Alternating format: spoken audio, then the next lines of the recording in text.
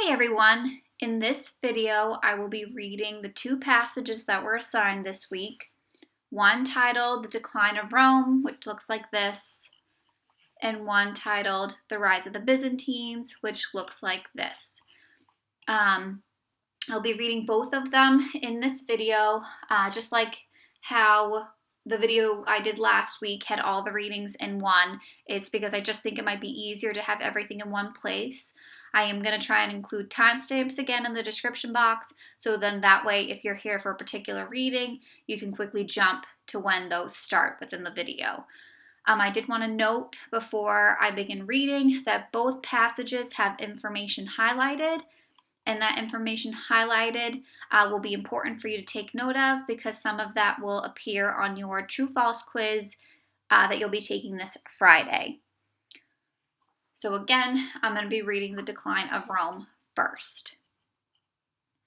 Marcus Aurelius died in AD 180. He was the last of the good emperors. His son, Commodus, became emperor. Commodus was cruel and wasted money. In AD 192, the emperor's bodyguard killed him. After Commodus, a new group of emperors ruled Rome. They were named the Severans. People rebelled many times while the Severans were rulers. The Severans paid the army well, so they stayed in power. But the Severans did not deal with the reasons why people were rebelling. They ignored the empire's growing crime and poverty. Political and social problems. The last Severan ruler died in AD 235. Then army leaders fought for the throne. In 50 years, Rome had 22 different emperors. Rome had many other problems. Government officials took bribes. Many wealthy citizens stopped paying taxes. Fewer people went to school. Wealthy Romans supported slavery because it was a cheap way to get work done. Economic and military problems. Rome's economy began to fall apart. Law and order broke down. Roman soldiers and invaders seized crops. They destroyed fields. Farmers grew less food, and people went hungry. People bought fewer things. Artisans made less. Shopkeepers lost money, and people lost their jobs. Many workers had to leave jobs and serve in the army. Then came the plague. A plague is a disease that spreads quickly. The plague killed 1 out of every 10 people in the Roman Empire. Rome also faced inflation. During inflation, prices go up very quickly. Money loses its value. How does money lose its value? As you just read, the rich were not paying taxes. The bad economy meant that other people had no money to pay taxes. So the government had less tax money to spend. But the government still needed to pay for things, and needed to pay for soldiers and the people who built things. The government started making coins with less gold in them, but people soon learned that the coins did not have as much gold in them, so the coins began losing value. Prices went up.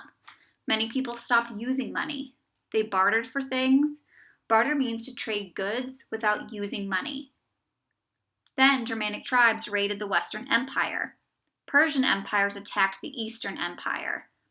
Soon the government did not have enough soldiers, and the Roman government tried using Germanic warriors, but they were not loyal to Rome.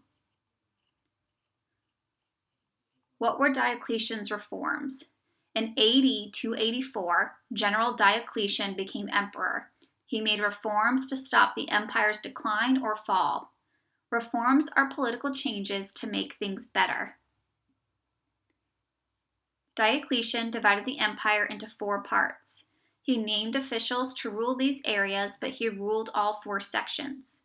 He also tried to fix the economy. He set the prices of goods, he set wages, he also told workers to keep the same jobs until they died. Diocletian's reforms failed. People ignored his rules, and he could not make them obey. Who was Constantine? Diocletian retired in AD 305, 7 years later. General Constantine became emperor. Constantine made some new rules to help the economy. He said that the sons of workers had to do what their fathers did. So the sons of farmers had to farm the same land their fathers worked. The sons of soldiers had to serve in the army. Constantine's changes did not stop the empire's decline in the west. So, Constantine moved the capital away from Rome. He moved the capital east to the old city of Byzantium. He rebuilt the city and called it Constantinople. Today, Constantinople is called Istanbul.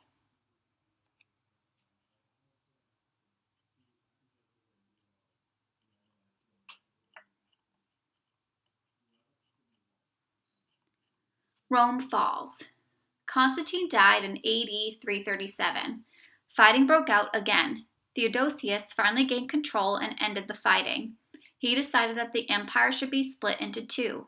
When he died in AD 395, it was split into the Western Roman Empire, with its capital at Rome, and the Eastern Roman Empire, with its capital at Constantinople. Rome is invaded. As Rome declined, it could not keep out the Germanic tribes. There were many Germanic groups: Ostrogoths, Visigoths, Franks, Vandals, Angles, and Saxons. They came from northern Europe. These tribes wanted warmer climates and better land for their cattle. They also liked Rome's wealth and culture. In addition, they were fleeing the Huns, who were warriors from Asia. In the late AD 300s, the Huns entered Eastern Europe. They beat the Ostrogoths. The Visigoths asked the Eastern Roman emperor for protection. He let them settle just inside the empire's border. In return, they promised to be loyal to Rome. The Visigoths and Romans soon started fighting. The empire made the Visigoths pay very high prices for food. The Romans also enslaved many Visigoths. The Visigoths rebelled. In AD 378, they defeated Roman legions at the Battle of Adrianople. Rome had to give land to the Visigoths. More and more Germanic warriors came into the Roman Empire for land. In the winter of AD 406, the Rhine River in Western Europe froze. Germanic groups crossed the frozen river into Gaul or France. The Romans were too weak to keep them out. In AD 410, the Visigoths captured Rome. They were led by Alaric. It was the first time Rome had been conquered in 800 years. The Vandals, another Germanic group, overran Spain and northern Africa. They enslaved some Roman landowners. They drove others away. Then the Vandals sailed to Italy. In AD 455, they entered Rome. They stole and burned Rome for 12 days. The English word vandalism comes from these attacks. Vandalism means the willful destruction of property. Rome falls. By the mid-AD 400s, several Germanic leaders held high posts in Rome's government and army. In AD 476, a Germanic general named Odoacer threw out the Western emperor.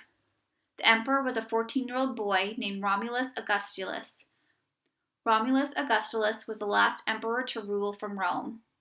Historians say that this event was the end of the Western Roman Empire. Odoacer controlled Rome for almost 15 years. Then a group of Visigoths took over. They killed Odoacer. They set up a kingdom in Italy under their leader, Theodoric. Other Germanic tribes set up kingdoms in Europe too. By AD 550, the Western Roman Empire was gone, but people still did things in Roman ways. For example, Germanic rulers spoke and wrote in Latin. They used Roman laws, and they were also Christians.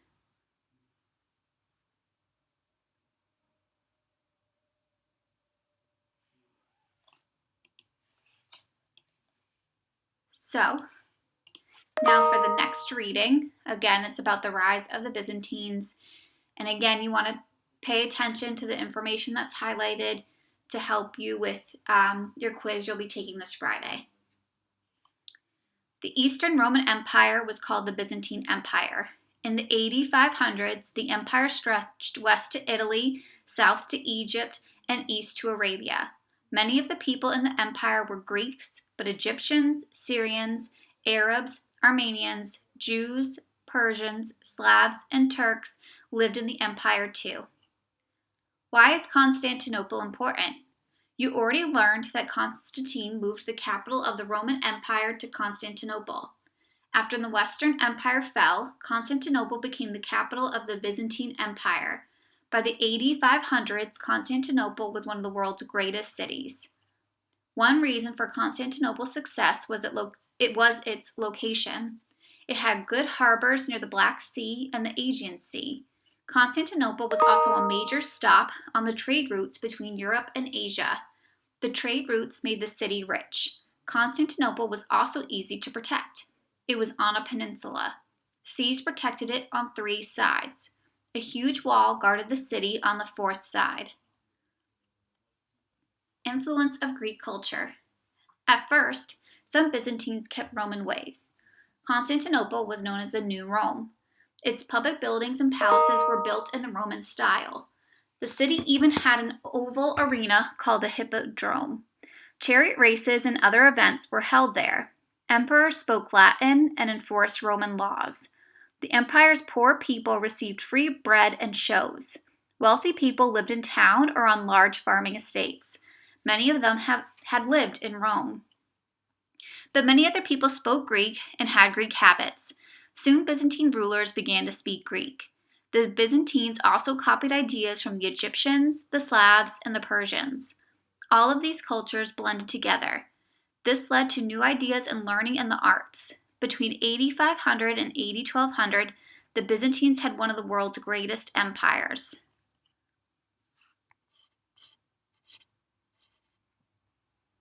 Emperor Justinian. Justinian became emperor of the Byzantine Empire in AD 527. He ruled until AD 565. Justinian was a strong leader. He controlled the military, made laws, and was supreme judge. His order could not be questioned. Justinian's wife was the Empress Theodora. She helped Justinian make decisions and choose government officials. Theodora was a former actress. She was intelligent and strong-willed. Theodora convinced Justinian that women should have some rights. For the first time, a Byzantine wife could own land. That way, if she became a widow, she could still take care of her children. In AD 532, Theodora helped save Justinian's throne. Angry taxpayers threatened to overthrow Justinian. They stormed the palace. Justinian's advisors urged him to leave the city. Theodora told him to stay and fight. Justinian stayed and crushed the uprising. Justinian's conquests. Justinian wanted to reunite the Roman Empire. To do this, he had to conquer Western Europe and Northern Africa. He ordered General Belisarius to lead the Byzantine army. Belisarius added a lot of cavalry to the army. Cavalry are soldiers on horses. Byzantine cavalry wore armor. They carried bows and lances, which were long spears. Justinian's army conquered most of Italy and northern Africa. It also beat the Persians in the east, but it was too much too quickly. When Justinian died, the empire could not keep all of the land in the west. Justinian thought the empire's laws were too difficult to understand. He put together a group of legal scholars headed by Tribonian. He ordered the scholars to reform the law code. The new code became known as the Justinian Code. Common people could understand the empire's new laws. The Justinian Code influenced the laws of almost every country in Europe.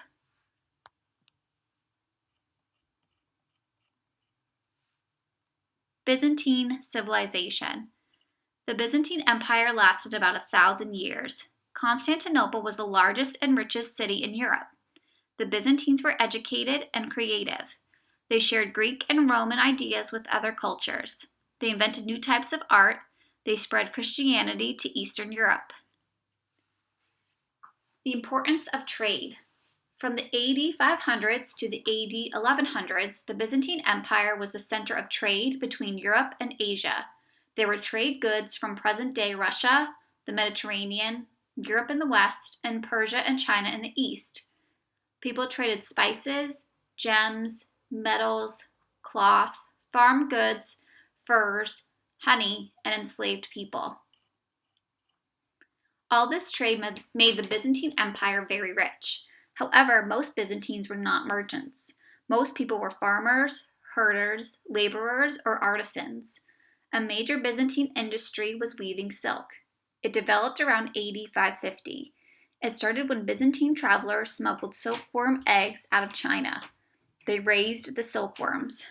The silkworms made silk threads. Weavers used the threads to make silk cloth. Byzantine art and architecture.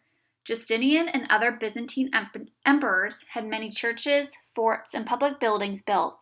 Constantinople alone had hundreds of churches and palaces. One of Justinian's greatest achievements was building the huge church called the Hagia Sophia. Hagia Sophia means holy wisdom. It was completed in AD 537. It was the religious center of the Byzantine Empire, and it still stands today in Istanbul. The walls of the Hagia Sophia are lined with beautiful marble and mosaics.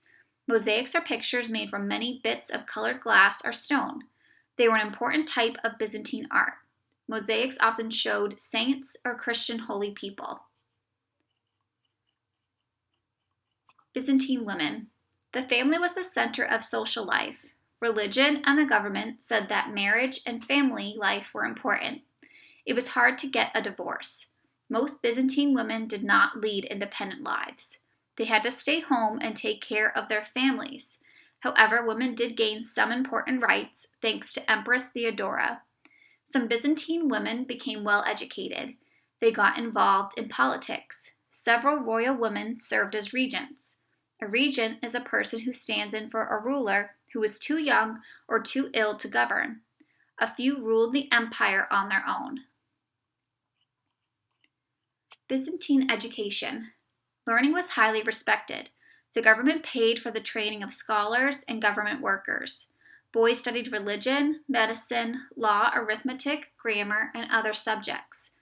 Wealthy Byzantines sometimes hired tutors to teach their children. Girls usually were taught at home.